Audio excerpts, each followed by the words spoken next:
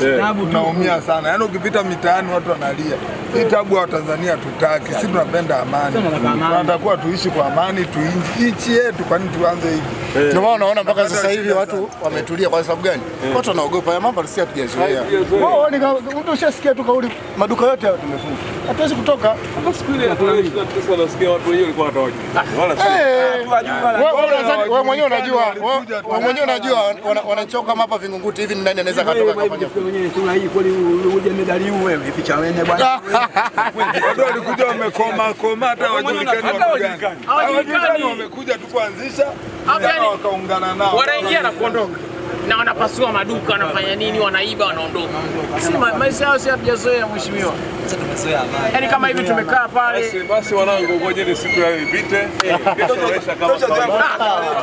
Lakini siku ya leo Watanzania wameonyesha mshikamano, umoja, lakini wameonyesha pia namna ambavyo wamekuwa wazalendo kwa nchi yao kwa kuto kuwasikiliza wale wanaofanya kampeni ya kutaka Watanzania wafanye maandamano yasiyokuwa na ukomo. Na kusema kweli sifa na heshima yote iende kwa Watanzania wote. Jeshi letu la polisi kazi yake kwa kweli inakuwa rahisi pale ambapo wananchi wako wenyewe tayari kujilinda.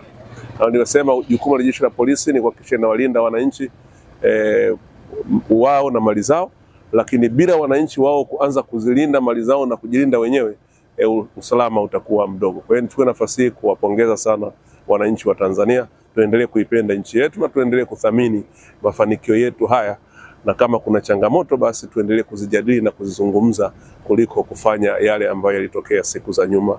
Yale yamepita, yashapita, sasa tugange yanayokuja. Kwanza ulinzi na usalama ni jukumu la vyombo vyetu vya ulinzi na usalama, ikiwemo jeshi la polisi, na ulinzi uko siku zote. Huwa unaongezeka kulingana na mahitaji ya wakati. Katika kipindi hiki toka tarehe za mwanzo wa mwaka huu, mwisho wa mwaka huu tumeimarisha ulinzi kwa sababu nyakati za mwisho wa mwaka huu kidogo kuna matukio mengi.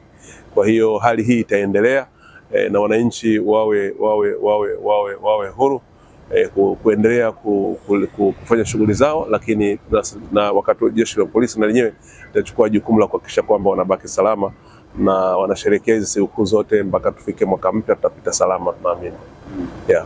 Kwa maana shughuli za wananchi kama kawaida zitaendelea kama kawaida, shughuli zitaendelea kama kawaida. Kesho watu wanakwenda makazini kama kawaida. Leo ndio tumesherehekea bwana. Leo tuliamua tusherehekee kwa kukaa ndani. Sasa na wengine wanatoka wanatembea, na kama mimi nafikiri umenikuta mtaani huku na mimi naendelea na shughuli zangu. Yes, Mheshimiwa Rais anayo mamlaka kwa mujibu wa ibara ya 45 ya Katiba ya Jamhuri ya Muungano wa Tanzania ya mwaka 77.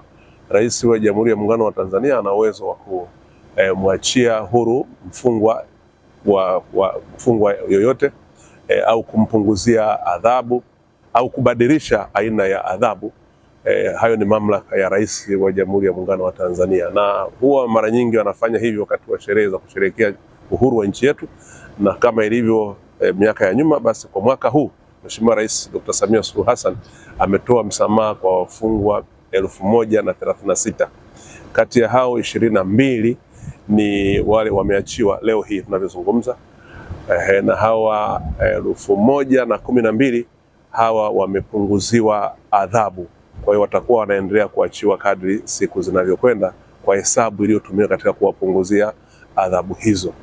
Lakini moja kati ya masharti makubwa huwa ni kwamba hawapaswi katika muda huu wa matizamio kufanya kosa lolote.